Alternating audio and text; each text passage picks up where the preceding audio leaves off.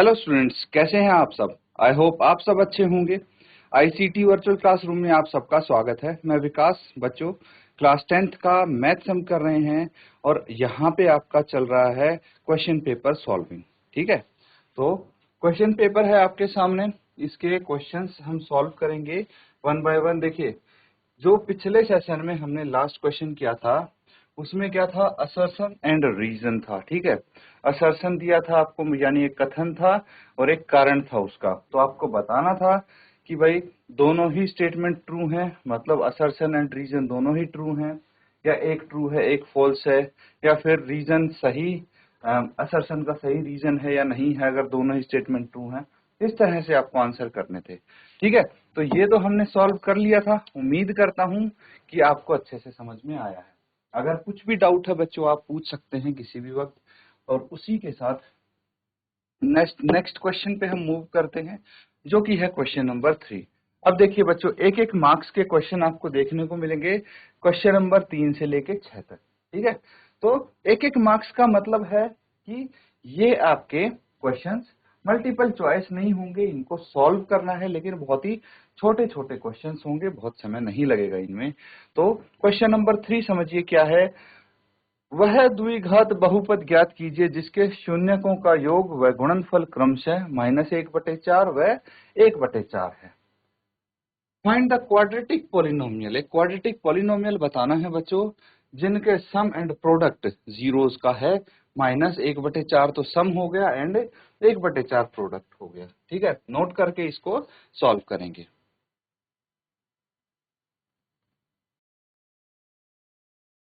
चलिए इस क्वेश्चन को सॉल्व कर लेते हैं। तो अब देखिए, यहाँ पे माइनस कितना है, सम ऑफ जीरोस लिखिए। सम ऑफ जीरोस क्या है, अल्फा प्लस बीटा। ठीक है, -1/4 and product of zeros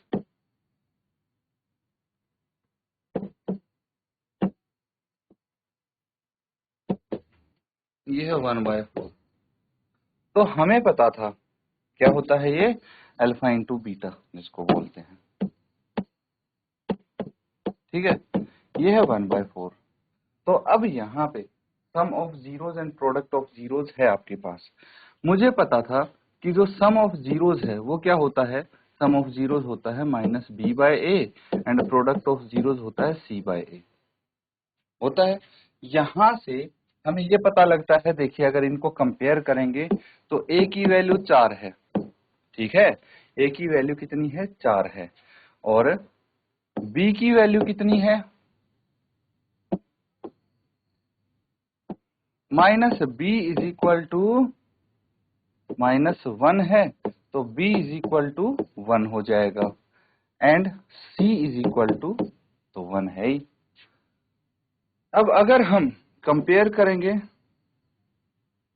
compare with ax² plus bx plus c, यही है क्वाड्रेटिक पॉलिनोमियल। तो इसमें a कितना रखना है, 4x² प्लस bx, b की जगह कितना है, 1 है, तो खाली x लिख देंगे, प्लस c की जगह 1 है। तो ये हमारी क्वाड्रेटिक पॉलिनोमियल आ जाएगी। नोट कर लें।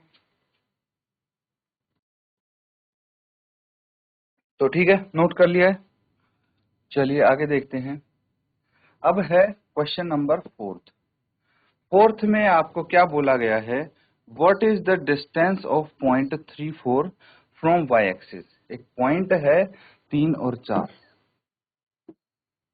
कार्टेशियन प्लेन में। अगर इस पॉइंट को हम बनाते हैं तो किस प्रकार से बना सकते हैं, देखिए इसको हम ऐसे लिखते हैं ना, ये x हो गया, ये y हो गया, है ना, x कोऑर्डिनेट y कोऑर्डिनेट। तो x कोऑर्डिनेट x एक्सिस पे मार्क करेंगे हम, और y कोऑर्डिनेट y एक्सिस पे, ये तो पता है सबको। तो अब देखिए x एक्सिस पे हमें कितना जाना है, 1, 2 और 3, ये हो गया यहाँ तक 3 तक, और y एक्सिस पे 1, 2, 3 एंड 4। तो बेसिकली ये पॉइंट हमारा कहीं यहां हो सकता है, ये रहा,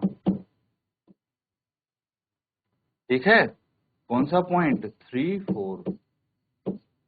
तो आपसे पूछा है कि ये y एक्सिस से कितनी दूर है, y एक्सिस से, तो ये रहा y एक्सिस, और यहां से जो ये दूरी है ये 3 यूनिट है। कितनी है? 3 यूनिट। तो कितना आंसर भी यही आ जाएगा, 3 यूनिट्स। नोट कर लेंगे।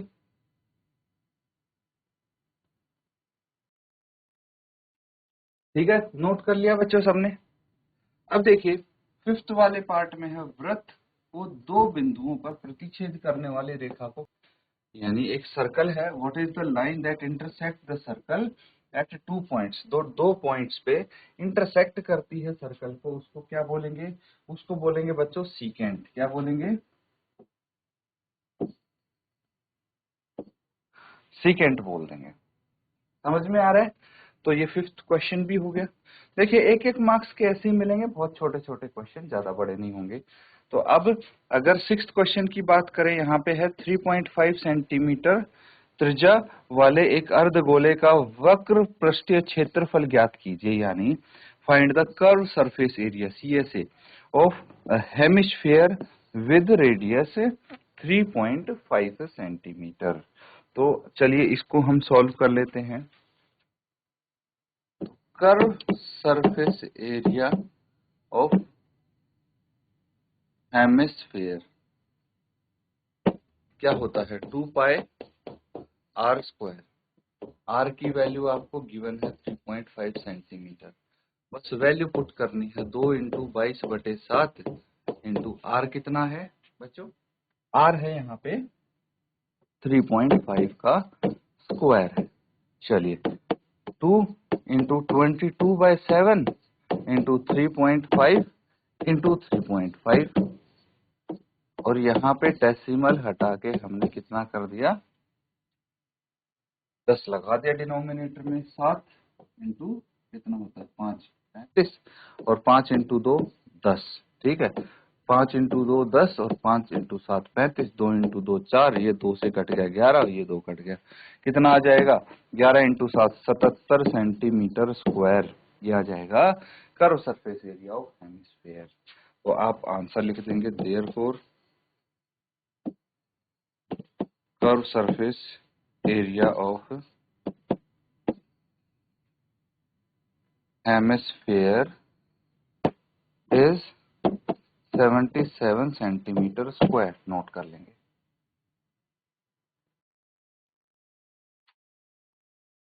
तो ठीक है, नोट कर लिया सबने। अब नेक्स्ट क्वेश्चन करते हैं। तो देखिए अगला सवाल 2 मार्क्स का होने वाला है।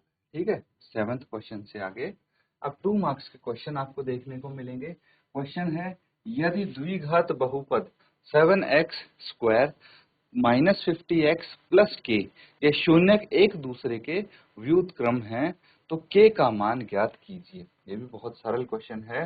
If the zeros of quadratic polynomial 7x square minus 50x plus k are reciprocal of each other, then find the value of k। तो यहाँ पे आपको k की वैल्यू बतानी है, और आपको हिंट क्या दी है? एक तो क्वाड्रेटिक पॉलिनोमियल दे दिया है, दूसरा बोला है जो इसके जीरोज हैं वो एक दूसरे के रेसिप्रोकल हैं। तो सबसे पहले हम इसको लिखेंगे, quadratic polynomial 7x square minus 50x plus के, क्या हो गया? 7x square minus 50x plus के, ये है क्वाड्रेटिक पॉलिनोमियल है। If zeros are reciprocal of each other, एक दूसरे के अगर रेसिप्रोकल हैं तो हम बोल सकते हैं अल्फा इज इक्वल टू 1/बीटा, है ना। तो अल्फा इज इक्वल टू 1/बीटा, ये दोनों एक दूसरे के रेसिप्रोकल हो जाते हैं, है ना। तो अब यहाँ पे क्या कर सकते हैं? हमें पता है अल्फा इंटू बीटा कितना होता है? अल्फा इंटू बीटा होता है C/A। ठीक है, अब यहां से देखिए C क्या है, here A is equal to 7, B is equal to -50 and C is equal to K। ठीक है, तो हम यहाँ पे बोल सकते हैं कि अगर अल्फा इंटू बीटा है, ये है ना, तो अल्फा इंटू बीटा कितना हो जाएगा, ये 1 हो जाएगा, क्योंकि ये दोनों तो बराबर हैं। तो अगर आपके पास ये आ जाता है, दोनों एक दूसरे के रेसिप्रोकल हैं, तो इसका मतलब ये हुआ कि अगर अल्फा, दोनों एक दूसरे के रेसिप्रोकल हैं, अगर ये अल्फा है, ठीक है, तो ये 1/बीटा जो आएगा, ठीक है, तो इन दोनों को जब मैं मल्टीप्लाई करूंगा तो ये सेम है, ये सेम है, बिकॉज अल्फा और बीटा आपस में क्या हो जाएंगे, कैंसल हो सकते हैं, है ना। तो कैंसल होके कितना आ जाएगा, आंसर आ जाएगा 1। ठीक है, तो यही चीज मैंने आपको यहाँ पे लिखी है, क्योंकि ये एक दूसरे के रेसिप्रोकल हैं, तो इन दोनों को मल्टीप्लाई करके 1 लिख सकते हैं। अब यहाँ पे देखिए अल्फा इंटू बीटा कितना आ गया, alpha into beta is equal to C/A। C कितना है यहाँ पे, K, A कितना है यहाँ पे 7। इसको हम सॉल्व कर लेंगे, ये तो 1 है, 1 इज इक्वल टू K/7। आगे सॉल्व करेंगे तो 7 इज इक्वल टू K की वैल्यू आ गई, यही तो हमें फाइंड करना था, नोट कर लेंगे। और बच्चों किसी को अगर डाउट लगता है किसी भी क्वेश्चन में, आप इसको पूछ लीजिए, क्लियर कर लीजिए अभी, बाकी ये तो काफी इजी क्वेश्चंस चल रहे हैं, इसमें आप नोट कर लीजिए इनको प्रॉपरली।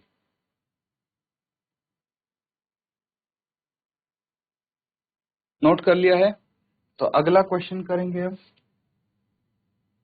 ये देखिए यहाँ पे क्या बोला गया है, नेक्स्ट क्वेश्चन, दो रेल पटरियां समीकरणों x plus 2y minus 4 equals to 0, 2x plus 4y minus 12 equals to 0 द्वारा निरूपित की गई हैं। क्या रेल पटरियां एक दूसरे को काटेंगी, क्या क्रॉस करेंगी या इंटरसेक्ट करेंगी, ये पूछा है। Two rails are represented by equation this x plus 2y minus 4 equals to 0 and दूसरी इक्वेशन है 2x plus 4y minus 12 equals to 0। ये दो रेल्स हैं, दो लाइंस हैं बेसिकली, वो इन दो इक्वेशन से, लीनियर इक्वेशंस के द्वारा रिप्रेजेंट की गई हैं। आपसे पूछा क्या ये एक दूसरे को क्रॉस करेंगी, तो बहुत सिंपल है, pair of linear equation in two variable का ये क्वेश्चन है। इसको हम सॉल्व कर लेते हैं, पहले क्वेश्चन नोट कर लीजिए।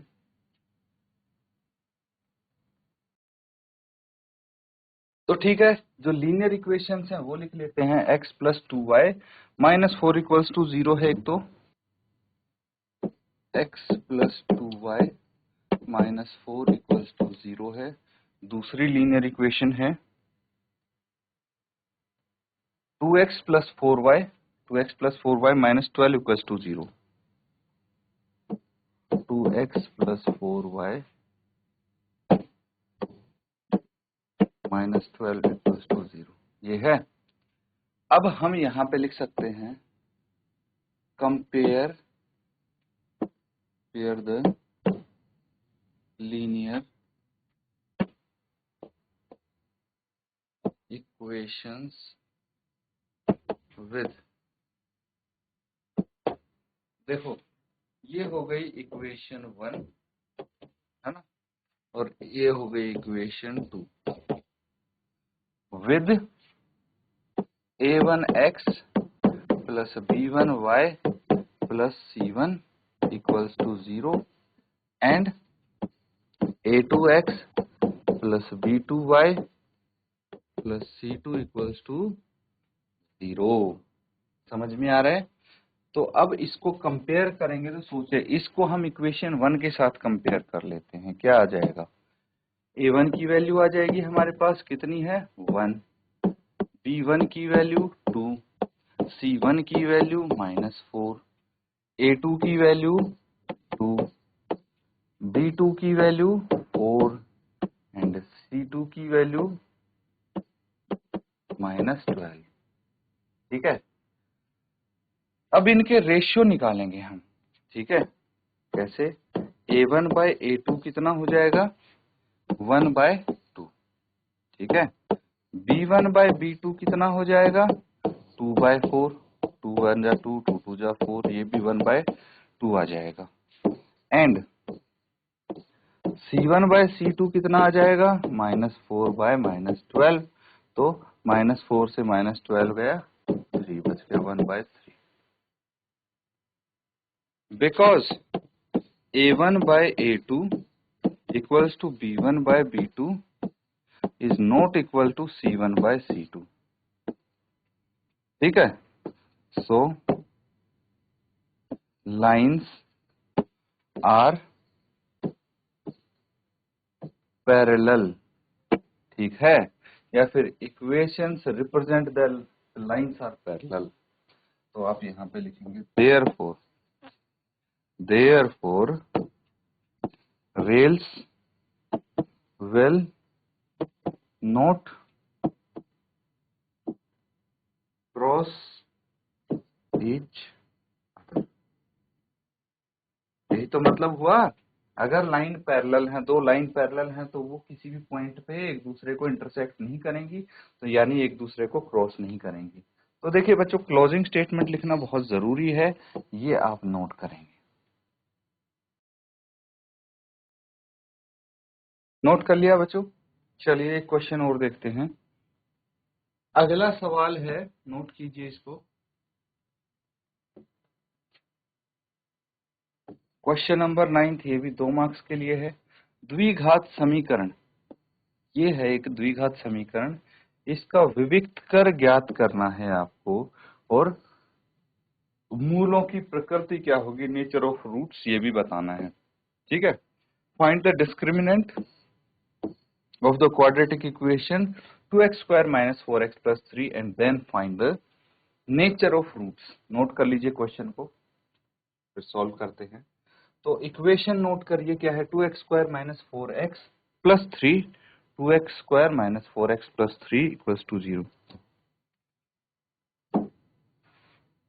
2x² - 4x + 3 = 0, ठीक है। तो we know that ax² + bx + c = 0 है। तो d डिस्क्रिमिनेंट क्या होता है? b² - 4ac होता है। Here a = 2, b = -4, c = 3। तो d कितना आ जाएगा? b कितना है? -4, इसका स्क्वायर, -4 इंटू a कितना है? 2 एंड c कितना है? 3। इसको सॉल्व करेंगे,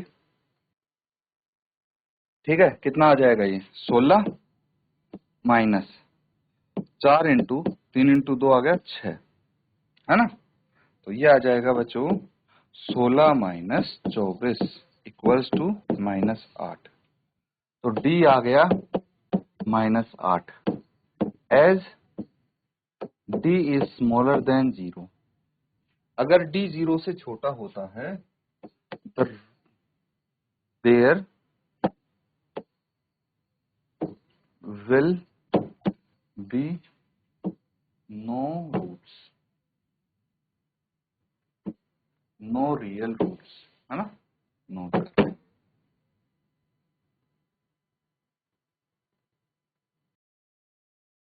ठीक है, नोट कर लिया बच्चों सबने। अब देखिए, अगला सवाल है आपके लिए,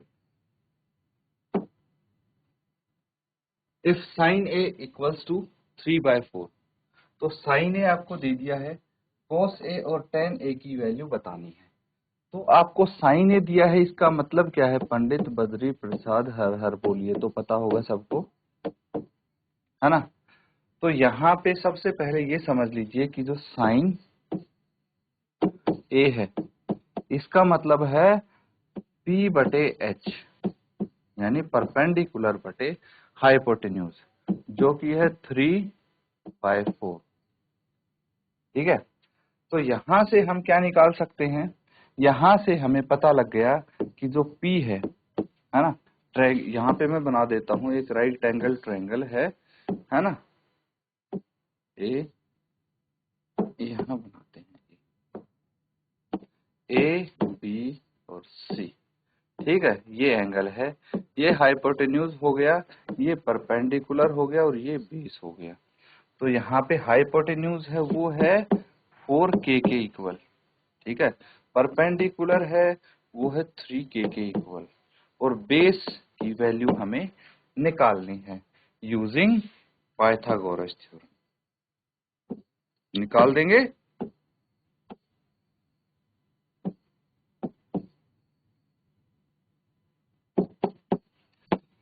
जब बेस की वैल्यू निकल जाएगी तो हमें पता है cos A क्या हो जाएगा, बेस बटे हाइपोटेन्यूज, एंड tan A क्या हो जाएगा, परपेंडिकुलर बटे बेस, है ना। तो ये निकाल सकते हैं आप, ये क्वेश्चन आप करेंगे होमवर्क में, ठीक है, नोट कर लीजिए। तो बच्चों यहाँ पे जो क्वेश्चंस कर रहे हैं उनको आप घर पे भी जरूर रिवाइज करें। इसी के साथ आज का सेशन यहाँ पे एंड करेंगे। Thank you and have a nice day.